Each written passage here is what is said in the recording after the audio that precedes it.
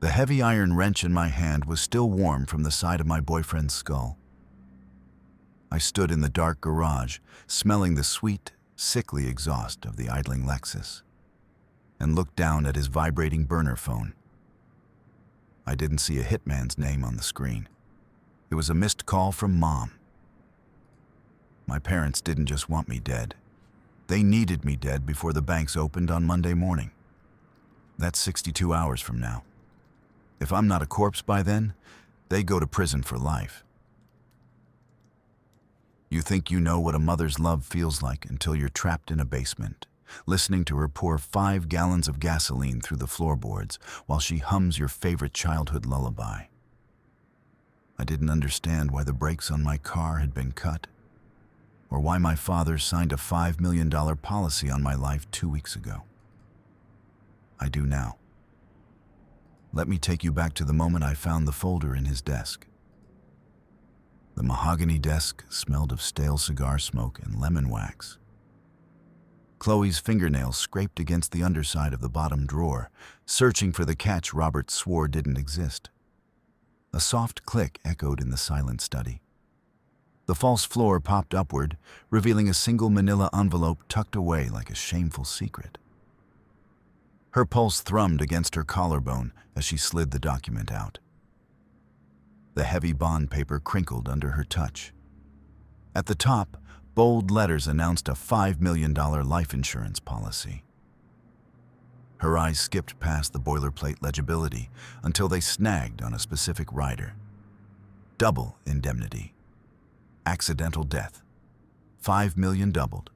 $10 million. Chloe's breath hitched, the sound sharp in the vacuum of the room. She wasn't just looking at a financial document. She was looking at her own death warrant, drafted in elegant serif font. The date at the bottom felt like a physical blow. Signed just 3 days ago. On the same afternoon, Robert had suggested she take her vintage convertible out for a refreshing drive, despite the spongy feel of the brakes. She pulled her phone from her pocket, her fingers trembling so violently she nearly dropped it.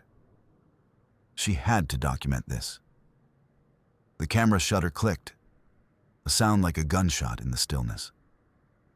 She captured the signature, the writer, the beneficiary. Robert Miller. The grandfather clock in the hallway chimed a hollow rhythm, each strike vibrating through the floorboards and into the soles of her feet.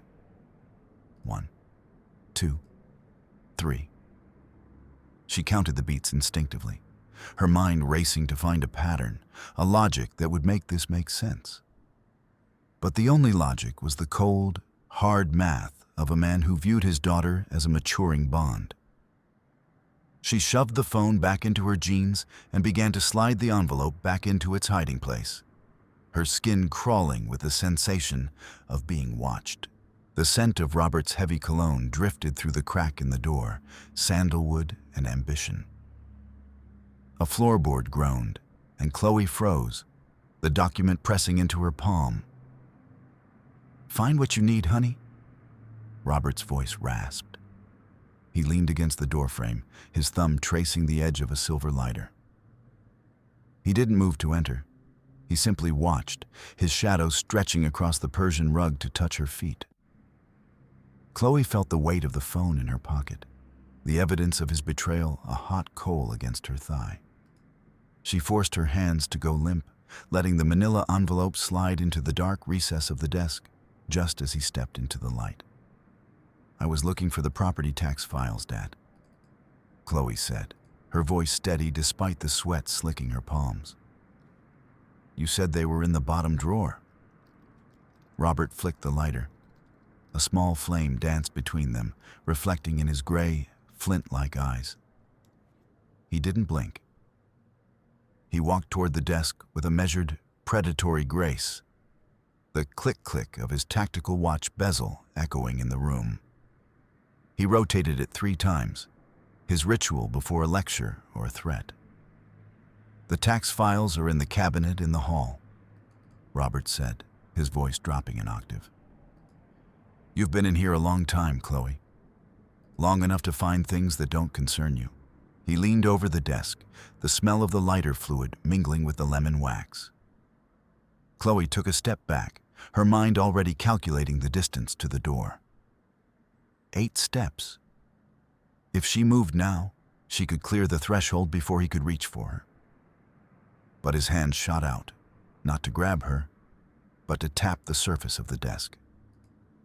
"You're vibrating," he noted, his eyes scanning her face for a crack in the facade. "It's inefficient. Sit down, stabilize your breathing, and tell me why you're really in my office." "I'm just tired," she lied, the numbers running through her head like a protective shield. 1, 2, 3. The fall down the stairs yesterday. My head is still spinning.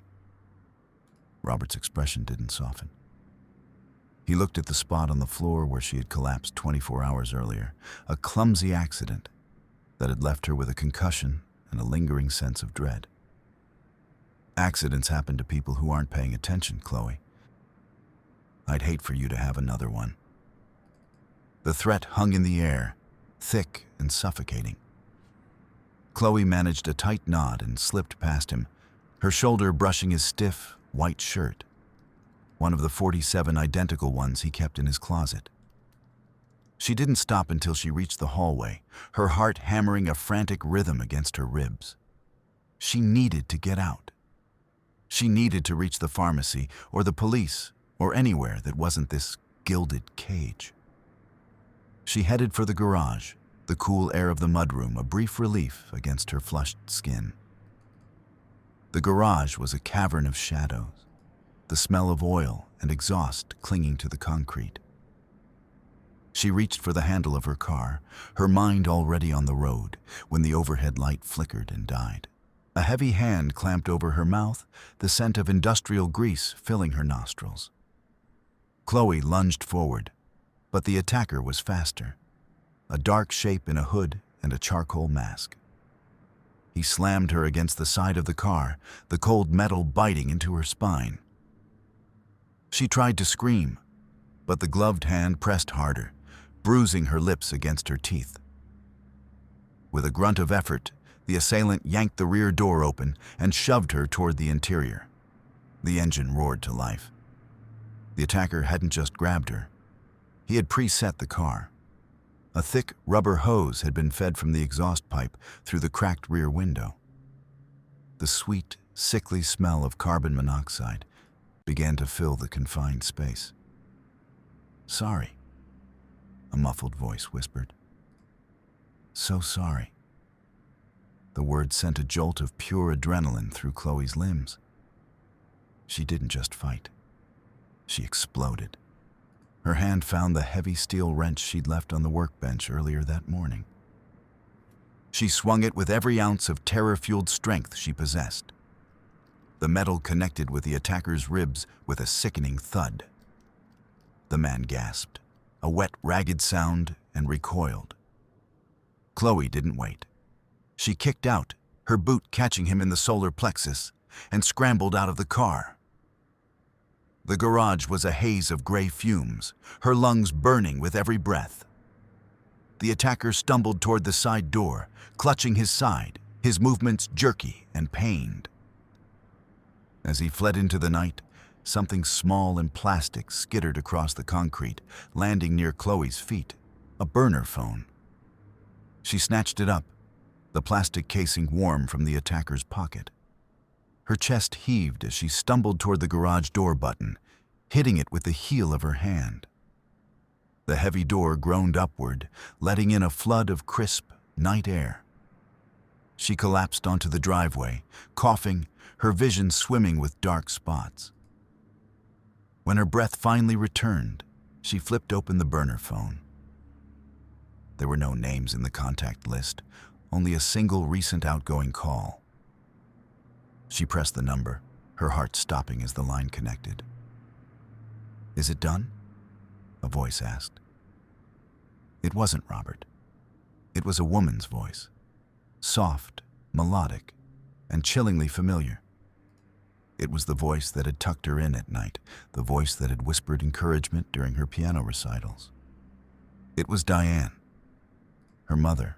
Chloe ended the call, the phone slipping from her numb fingers. The betrayal was a physical weight, a crushing pressure that made the world tilt on its axis. Her parents weren't just cold. They were a team, a predatory unit that had decided her life was worth less than a payout. She looked back at the house, the glowing windows looking like the eyes of a monster waiting to swallow her whole. She couldn't go back inside, but she couldn't stay here. She ran for her car, the engine still idling, the exhaust clearing in the wind. She threw it into reverse, the tires screaming against the asphalt as she backed down the long, winding driveway. She hit the main road, the needle on the speedometer climbing. 60, 70. She just needed to get to the station in town. But as she approached the sharp curve near the creek, she pressed the brake pedal. Nothing happened. The pedal hit the floorboard with a hollow clack. Chloe's stomach plummeted. She pumped the brakes frantically, her foot meeting no resistance. The car surged forward, carried by its own momentum toward the steep embankment. "No, no, no," she whimpered, her hands white-knuckled on the steering wheel. The world became a blur of rushing trees and the roar of the wind. She saw the dense hedge at the edge of the neighbor's property, a thick, tangled wall of privet and thorn. It was her only chance. She wrenched the wheel to the right, the tires catching the gravel shoulder. The car launched into the air for a terrifying second before slamming into the greenery. The impact was a deafening symphony of breaking glass and screaming metal. The airbags deployed with a white flash, the smell of gunpowder filling the cabin. Then, silence. Only the ticking of the cooling engine and the distant cry of a hawk broke the stillness. Chloe blinked, her head throbbing against the deflating bag. She was alive. She pushed against the door, the hinges groaning as she forced it open against the crushed branches. She tumbled out onto the grass, her knees buckling. She hadn't just survived. She had escaped the first trap. But as she looked back at the road, she saw the headlights of a black SUV slowing down near the site of her crash. The Millers weren't finished. She scrambled into the woods, the branches tearing at her clothes and skin. She didn't have a plan, only the rhythmic count in her head. 1, 2, 3. She had to stay off the road. She had to find a way to the police. But the woods were a labyrinth of shadows, and the sound of her own heavy breathing seemed to echo off the trees. After what felt like hours, she saw the faint glow of the estate's perimeter lights. She had circled back. It was a mistake, a failure of her internal compass. She turned to run back into the dark, but a bright beam of light sliced through the trees, pinning her like an insect to a board. "Chloe, is that you?" The voice was deep, authoritative. It was Leo, the head of the family security detail, a man who had taught her how to shoot a bow when she was 12, a man she had trusted. "Leo, thank God," she gasped, shielding her eyes from the light. "My parents, they're trying to kill me. The brakes, the garage." "I know," Leo said softly. He stepped into the light. He wasn't holding a radio or a flashlight. He was holding a taser. "Wait," Chloe said, her blood turning to ice. "Leo, no, you don't have to do this." "The family needs this, Chloe," Leo said, his voice devoid of emotion. "Your father's firm. It's gone. The debt is more than you can imagine. This is the only way out for all of us." "I'll help you," she pleaded, taking a step back. "I have money in my trust. I can—" "It's not enough," Leo interrupted. He stepped forward, the taser crackling with a blue, electric light. Chloe turned to bolt, but the prongs hit her between the shoulder blades. The world exploded into a jagged white heat. Her muscles seized, her lungs locked, and she hit the forest floor with the weight of a fallen stone. The last thing she felt was the rough grip of Leo's hands on her ankles as he began to drag her back toward the house. The smell of unlit gas was the first thing that greeted her when she drifted back to consciousness. It was a thick, oily scent that coated the back of her throat. She tried to move, but her limbs felt like lead, the remnants of the electrical shock still pulsing through her nerves. She was in her bedroom. The familiar floral wallpaper and the white vanity looked grotesque in the dim light. She rolled off the bed, her head spinning, and crawled toward the door. She reached for the handle, but it didn't budge. It was locked from the outside. "Mom? Dad?" she croaked, her voice a dry rasp. She pounded on the wood, the sound dull and muffled. Through the gap at the bottom of the door, she could see the faint shimmer of a liquid being poured into the hallway. The smell of the gas intensified. They weren't just going to stage a leak. They were going to ensure the entire wing went up in a fireball. She turned to the window, but the heavy security shutters, the ones Robert had installed to keep her safe, were rolled down and bolted. She was in a tomb, 22 steps from the bed to the closet, she thought, the numbers grounding her. 14 inches from the floor to the vent. She scrambled toward the air vent in the floor, her fingers bleeding as she clawed at the metal grate. It was loose. She'd loosened it months ago to hide her go bag. She yanked the grate back, the screech of metal on metal sounding like a scream. She reached into the dark void and pulled out a small leather pouch. Inside was a multi-tool, a roll of cash, and a heavy brass key she'd swiped from the gardener's shed a year ago. She threw herself at the door again, shoving the multi-tool's thin blade into the gap of the lock. Her hands shook, her vision blurring from the fumes. Click. The lock tumblers gave way. She threw the door open and stumbled into the hall. The air was thick with the shimmer of natural gas. She held her breath, her heart pounding a frantic rhythm against her ribs. She didn't head for the stairs. She knew they'd be waiting there.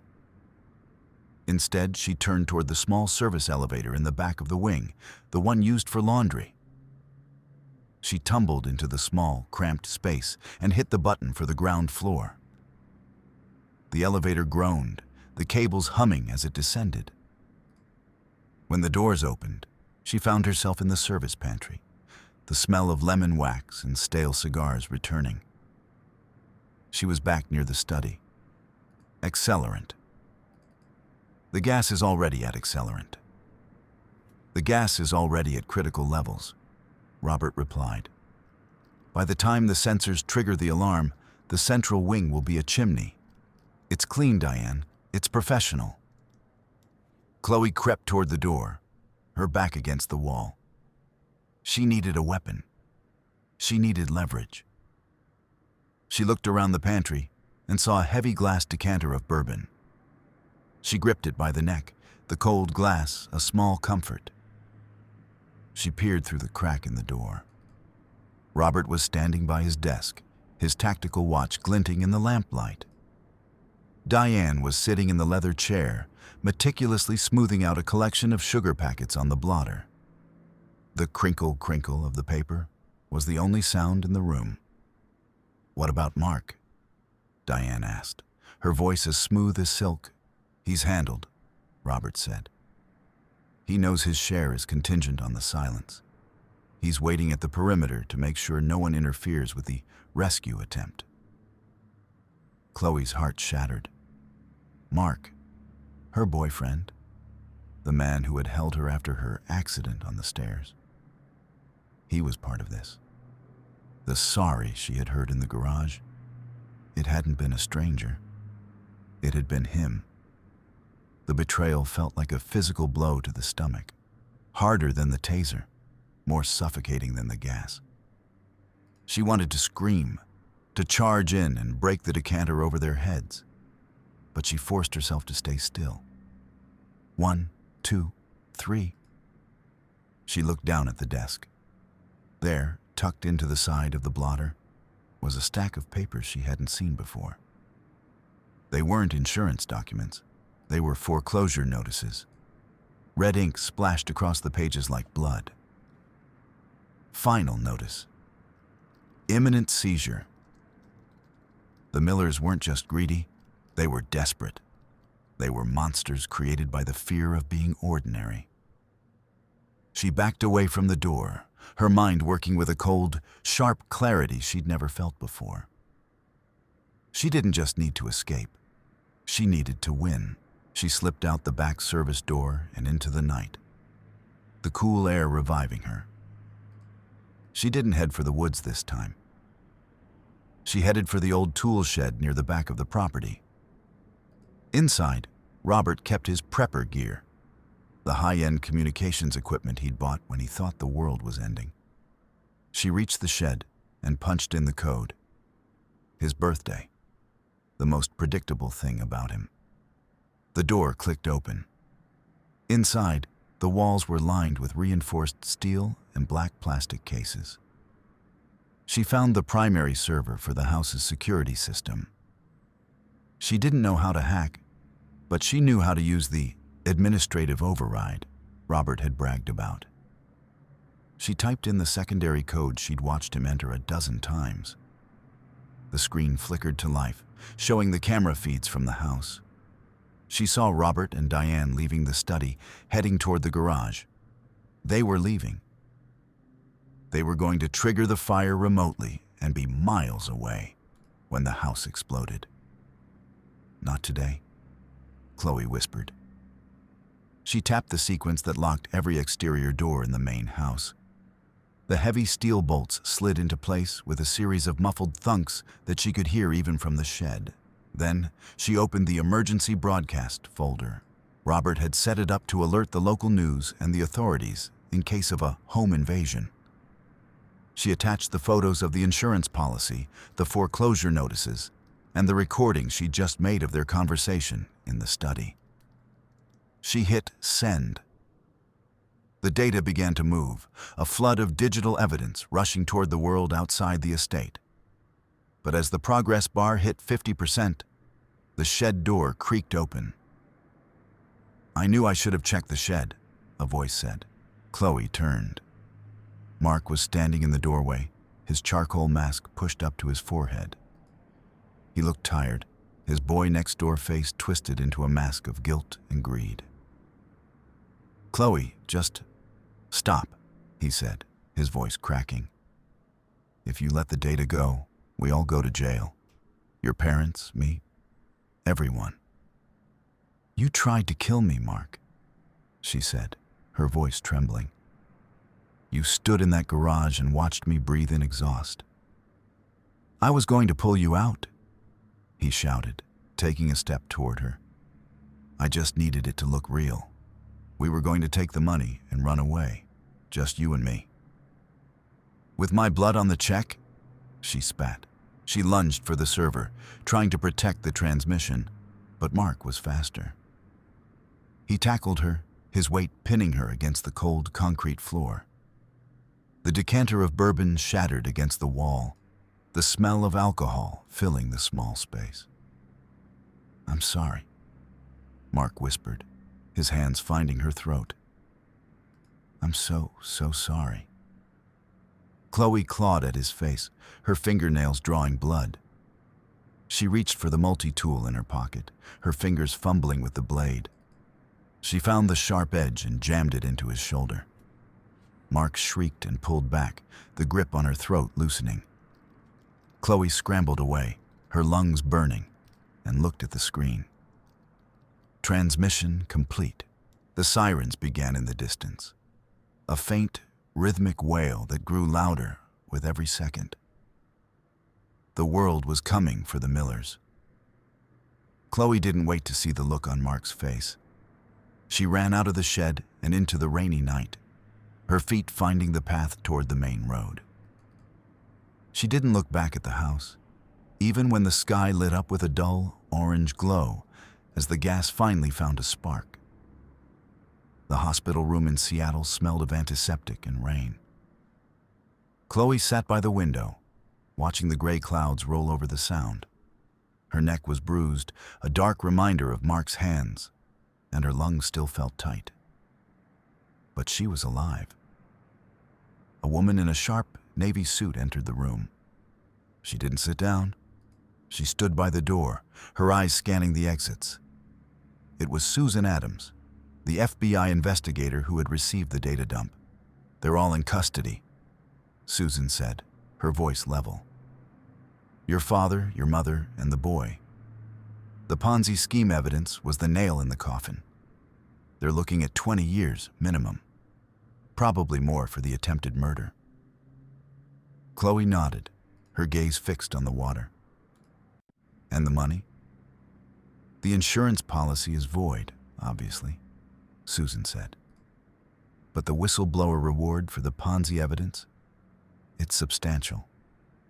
You'll never have to work a day in your life if you're smart with it." "I don't want their money," Chloe said. "It's not their money anymore," Susan replied. "It's the government's way of saying thanks for doing their job for them. Do. From this moment on, Chloe Miller do. From this moment on, Chloe Miller doesn't exist." Chloe took the bag, the plastic crinkling in her hand. She looked at the name on the new ID, Elena Vance. It sounded like a stranger. It sounded like peace. "One more thing," Susan said, pausing at the door. "Your mother, she asked to see you. She said she has something for you." "No," Chloe said, her voice firm.